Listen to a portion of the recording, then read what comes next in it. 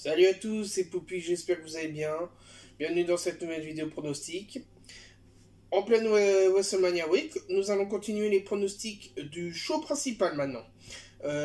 Sur les deux vidéos qu'on a vues précédemment sur NXT Stand and Deliver, je trouve que je me suis pas trop mal débrouillé, on va dire. Un bon résultat de 6 sur 10 matchs. Je ne compte pas les kick-offs et en plus, il y en a un que je n'avais pas vu venir. Donc, nous allons parler de WrestleMania 37, qui, par rapport à l'année dernière, ne va pas se passer dans le Performance Center, mais directement, comme vous avez pu voir sur le show Raw SmackDown, le Thunderdome qui a accueilli du public virtuel, et là, il y aura vraiment du public pour le show. Ils ont prévu, si je ne me trompe pas, entre 20 et 25 000 pour les 2 jours. Voilà, donc la formule 2 jours avait bien fonctionné l'année dernière par rapport à l'audience qu'il y avait eu, tout ça, et vu le nombre de matchs qu'ils annoncent à chaque fois, je me rappelle il y a encore 3-4 ans, on avait un show de 6 heures, on n'en pouvait plus. Et donc là, je pense que ça va être un bon ensemble de, on va dire, 5 heures, 5 heures et demie de show sur les 2 jours. Donc on va commencer par les matchs qui auront lieu l'année prochaine. Donc le jour 1 de WrestleMania. Si je regarde mes fiches, nous avons 7 matchs de prévus. Je ne sais pas s'il y a un match en pré-show, on verra bien. Nous allons commencer par le match simple. Seth Rollins affronte Cesaro. Alors, au niveau de ce match, donc c'est une rivalité qui a été mise en place lorsque Seth Rollins était de retour. Pour ceux qui se rappellent, à Survivor Series, il s'était sacrifié. Bon, c'était surtout pour mettre fin à la storyline du Messi et qu'il puisse prendre un congé paternité comme son bébé était né avec Madame Becky Lynch. Et donc, il était revenu, je crois, en début d'année, après le Royal Rumble, au niveau du Royal Rumble à peu près. Et il a créé directement une rivalité avec Cesaro et Shinsuke Nakamura. Côté Cesaro, c'est quelqu'un qui est très stable depuis quelques mois, qui a été, comme je vous l'ai dit, en tag team avec Shinsuke. Mais au niveau de ses matchs, quelques défaites, mais pas mal de victoires. Quelqu'un de très technique, et c'est un match qu'on attendait de voir. On l'a vu lors de show de SmackDown, mais c'est un match qu'on attendait de voir en vrai match de pay-per-view. Donc je sais pas si la storyline continuera après WrestleMania, mais on va dire, c'est une transition. Et donc pour moi, je vois une victoire de Cesaro, car je vois un push de Cesaro sur les prochaines semaines, prochains mois. Il est là dans l'entreprise depuis pas mal d'années. Et ça serait pas mal aussi de redonner un peu d'image à la partie européenne du roster de la WWE. Je pense que côté storyline, ils devraient faire perdre Seth parce que quand tu te sacrifies au Survivor Series, tu peux pas revenir comme ça grand gagnant. Voilà. Donc pour moi, ça sera une victoire de Cesaro pour ce match-là. Ensuite, nous allons continuer sur une tag team. Tag team féminine. Alors, plutôt, comment ils appellent ça? C'est pas un gauntlet? Torneuil, c'est ça. Alors c'est un match pour déterminer qui affrontera Nia Jax et Shayna Baszler lors du jour 2 de WrestleMania. On a Dana Brooke et Mandy Rose. Nous avons Lana et Naomi. Nous avons Natalya et Tamina.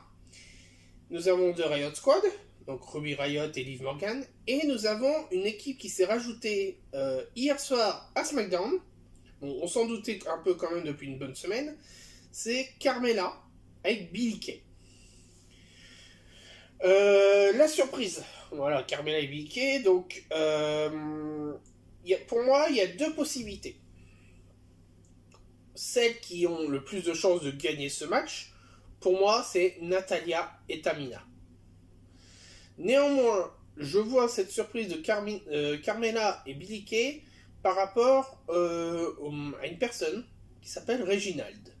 Pour ceux qui ne connaissent pas Reginald, c'est entre guillemets c'était le majordome de Carmella lorsqu'elle a fait son nouveau gimmick, et qui maintenant a été viré de Carmella, et qui est avec Shayna Baszler et Nia Jax. Et ça se passe très bien.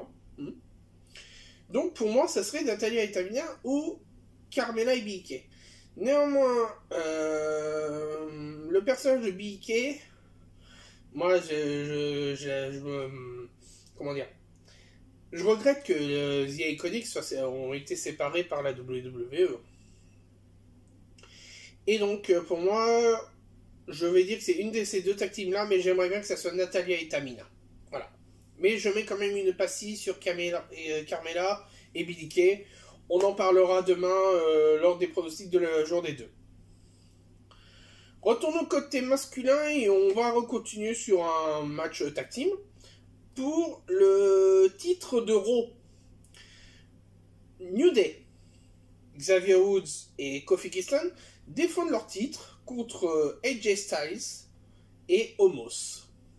Donc Omos, c'est le gars qui fait 2 têtes de plus limite que AJ.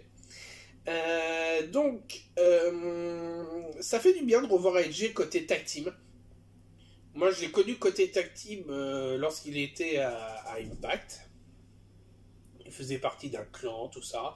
À New Japan, il faisait partie aussi du clan du Bullet Club, tout ça. Et Omos, au niveau de son historique, c'était je vais pas dire garde du corps, mais il était celui qui était à la porte du Raw Underground.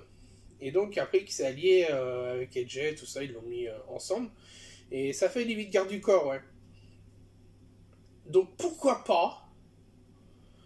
Alors moi, ce qui m'embête, c'est que New Day sont actuellement une des équipes les plus décorées à la WWE en termes de nombre de titres par équipe. Je crois qu'ils sont pas loin d'une dizaine, si je me trompe pas. AJ Styles et Omos. AJ n'a pas encore eu le titre par équipe, si je me trompe pas. Il a été champion de WWE, il a été champion intercontinental des États-Unis, je sais plus. Mais il n'a pas été tag team. Et ça fait tellement de semaines qu'on nous parle de cette équipe-là que ça serait pas mal, ouais, que AJ Styles et Omos gardent le titre. Mais bon, je pense que c'est un titre qui est assez convoité, que ce soit au Raw, SmackDown, des titres par équipe par rapport à NXT, il y a beaucoup d'équipes. Et c'est un titre qui est assez convoité. Et pour moi, AJ Styles et Omos, ils vont devenir champions. Donc voilà, pour moi, ça serait une victoire pour eux. Mais je pense à une défense de titre lundi soir à Raw. Et à ce moment-là, nouveau champion. Que ce soit New Day, Street Profits ou le retour d'une équipe. Parce qu'on sait toujours que le Raw et le SmackDown après WrestleMania, c'est le show à ne pas louper. Donc victoire de AJ Styles et Omos. On va retourner côté... Non, on va rester côté masculin. On va parler de 2 matchs. On va parler d'un match simple à stipulation. Un Steel Cage match. Braun Strowman contre Shane McMahon. Je n'aime pas ce match. Pour moi, c'est un match poubelle. D'accord, ils mettent un Steel Cage, tout ça. Alors, d'un côté, t'as Shane McMahon, le fils de Vince, tout ça. Les derniers WrestleMania qu'il a eu, au même match de pay-per-view, ça a été toujours dans le style hardcore. Il a eu un match Hell in a Cell, il y a eu des matchs Steel Cage. Il a affronté des légendes ces derniers shows. Mais là, contre Braun Strowman, rappelez-vous qu'il y a un an, Braun Strowman a affronté Goldberg. Ça, c'est une légende.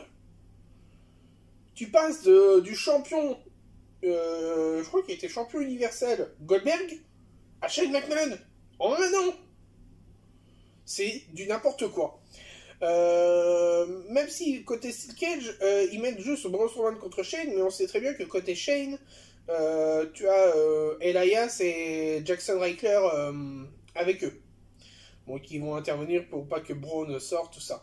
Bon, après, est-ce que il fera en sorte que Braun soit le nouveau Big Show et qui défonce la cage comme il pourrait? Voilà, pourquoi pas. Donc, pour moi, victoire de Braun Strowman. Hein. Si Shane gagne le match, je ne comprends pas du tout la storyline. Voilà. Et donc, prochain match. Ah, un match que je vais pas dire que j'attends, mais c'est drôle. WrestleMania est connu chaque année pour avoir des célébrités. Je vais vous en parler de certains. On connaît tous les premiers WrestleMania où, par exemple, Mr. T avait fait équipe avec Hulk Hogan. Est-ce que je l'ai là? Ouais, je l'ai là derrière le Mr. T. Qu'il n'y a pas d'autres célébrités ici, non. Non. Ah si, il y a Ronda Rousey, qui avait fait équipe avec Kurt Angle. Bon là, elle était sous contrat, mais avant c'était une célébrité.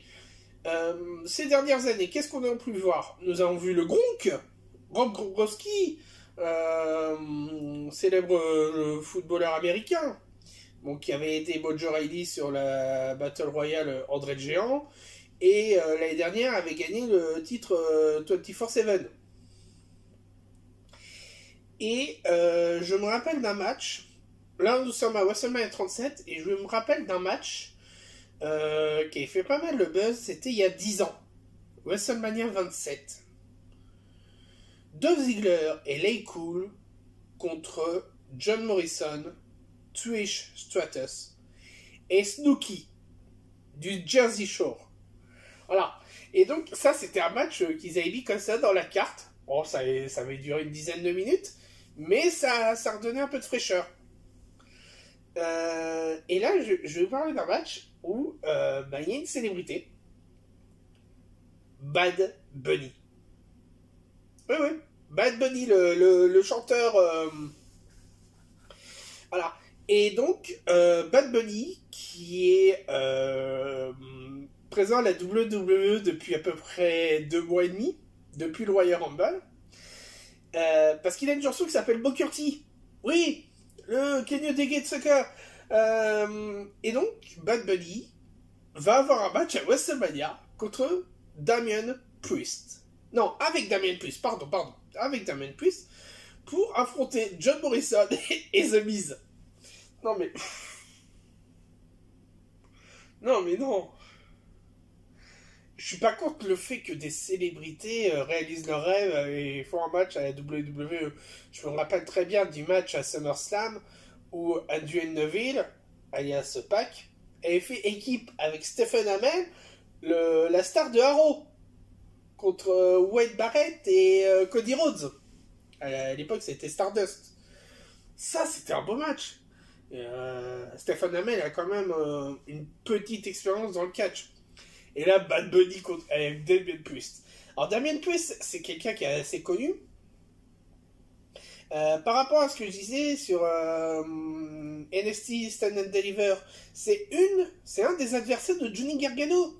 C'est un des piliers de la malédiction de Johnny Gargano, où il était en collaboration avec, par exemple, Leon Ruff pour le titre nord-américain. Mais Damien Priest est aussi un ancien champion nord-américain. Donc là, désolé de dire, bon, d'accord, il y a John Morrison, The Miz. The Miz, il mérite mieux. Mais bon, depuis que John Morrison est de retour, ils l'ont mis en tag team. Mais pour moi, c'est une victoire de Bad Bunny et Damien Priest. Hein. S'il faut pas gagner la célébrité, et de toute façon, il y a un deal entre Bad Bunny et la WWE. J'imagine qu'il doit y avoir du merchandising Bad Bunny sur le shop. On sait très bien que si Bad Bunny gagne, bah, ça va faire exploser ses écoutes de ses chansons, tout ça. Donc pour moi, Bad Bunny et Damien Priest gagnent, hein, c'est sûr. Maintenant, nous allons parler des 2 main events de ce jour 1. On va parler d'abord du match masculin pour le titre de la WWE. Bobby Lashley défend son titre contre Drew McIntyre. Donc, il est annoncé que Bobby Lashley sera avec MVP. Il n'y a plus le Hurt Business. Alors pour moi, c'est un groupe que j'aimais bien. Depuis quelques années, les groupes avec MVP, c'est des groupes avec principalement des personnes de couleur noire. Ça ne pose aucun problème. Mais il y a une brutalité, il y a de la prestance, il y a de la classe. Et c'est des groupes que j'aimais bien. Je prends par exemple un des groupes qu'il avait écrit. Il avait écrit 2 groupes à la TNA, à Impact. Premier groupe lorsqu'il était devenu investisseur de la TNA. Donc il était, entre guillemets, manager de The Wolves, Davey Richards et Eddie Edwards. Et le deuxième groupe qu'il a créé en tant que catcheur, mais après il a été blessé, donc il est resté manager, c'était le BDC, je crois, Beatdown Clan, avec entre autres Samoa Joe et Loki et Kenny King. Et ça, c'était un groupe qui avait bien fonctionné, qui était assez brutal, et qui avait en rivalité un groupe mené par Drew McIntyre et une autre star qui est maintenant à NXT, Eli Drake, connu sous le nom de LA Knight. Ils avaient fait quand même une rivalité entre ces 2 groupes-là. Et là, lorsqu'il est revenu, maintenant depuis quelques mois à la WWE, MVP était catcheur, mais après il est redevenu le manager de Bobby, et il a créé le Hurt Business, avec entre autres Shelton Benjamin et Cedric Alexander. Mais bon, côté WWE, staff, tout ça, ils ont décidé de couper ce clan. Parce que ils aiment bien les tag teams, mais ils aiment pas quand il y a plus de 2 personnes. Ça s'est vu avec Retribution. Hein. Retribution, ça a très mal fonctionné. Hein. Donc pour moi, Bobby Lashley contre Drew McIntyre. Il y a un an, Drew McIntyre gagnait le titre contre Brock Lesnar. La manière dont Bobby Lashley a gagné le titre, c'était comment déjà? Ah oui, The Miz avait encaissé sa mallette de Money de Bank contre Drew, et donc était devenu champion. Mais il avait réussi à encaisser sa mallette grâce à l'intervention de Bobby et MVP. Et donc Bobby après était devenu champion, tout ça. Et ça faisait que pas mal d'années qu'il était à la WWE, même s'il avait fait une pause, mais qu'il méritait ce titre. Bon, pour moi, c'est une décision qui est très dure. Les deux ont leur personnalité. Bobby Lashley, je connais son run actuel à la WWE, mais je connais aussi son run qu'il avait avant à Impact. Et pour moi, il mérite très bien son surnom du Almighty. Très bonne carrure tous les deux, très bonne technique, brutalité, second souffle. Et je vais dire victoire de Bobby Lashley.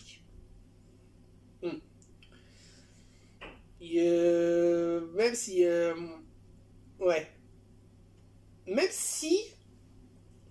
Drew pourrait très bien gagner, ça c'est sûr. Mais pour moi, ça fait une victoire de Bobby Lashley. Mais je m'attends à voir quand même une ou 2 interventions, soit de MVP, soit quelqu'un côté Drew, pourquoi pas Sheamus, ou quelqu'un d'autre côté United Kingdom. Et le match prévu pour en main event final de ce jour 1, c'est un match féminin pour le titre de SmackDown. Sasha défend son titre contre Bianca. Comment dire, je vais pas faire la même erreur que j'avais dit par rapport à NXT. Ce que j'ai remarqué après le jour 1, j'avais dit Io Shirai défendrait son titre contre Raquel et serait toujours championne. Néanmoins, j'ai oublié un truc. C'est la communication sur les réseaux sociaux. sur la chaîne de la WWE, WWE Performance Center, sur Instagram, tout ça, même dans le show qu'ils font tous les mercredis, The Bump, entre Yoshirai et Raquel, c'était toujours Raquel qui était mise en avant. Bon d'accord, elle était face, tout ça, c'est la challengeuse, on connaît Yo, tout ça. Mais on ne voyait que Raquel. Bianca, c'est la même chose. Sur les 2 derniers Royal Rumble, en 2020, elle est rentrée deuxième. Elle avait fait la moitié du Royal Rumble. Et en 2021, elle est rentrée troisième, je crois, et elle l'a gagné. C'est pour ça qu'elle affronte Sacha. Et depuis qu'elle a pris la décision d'affronter Sacha, sur les réseaux sociaux, tout ça, sur les vidéos que font la WWE, je vois beaucoup plus de mise en valeur de Bianca que de Sacha. Et je vais pas jouer sur la technique, la manière dont les deux se battent. Je vais jouer sur la communication qui est faite par la WWE. Je vais me baser sur ça. Et je vais dire que c'est Bianca Belair qui va gagner le titre. C'est une des athlètes de NXT qui était une des plus talentueuses lorsqu'elle faisait son run à NXT. The EST, tous les qualificatifs qui disent la meilleure, tout ça, the best, the fattest, tu vois, vous mettez est à la fin et c'est ce qu'il faut pour Bianca. Elle a toutes les qualités pour être championne. Elle aurait pu être championne à NXT. Maintenant, malheureusement, ils l'ont pas fait. Et de toute façon, je sais très bien que Sacha aura possibilité à rebondir dessus sur les prochains shows. Donc pour moi, c'est victoire de Bianca Belair. Voilà.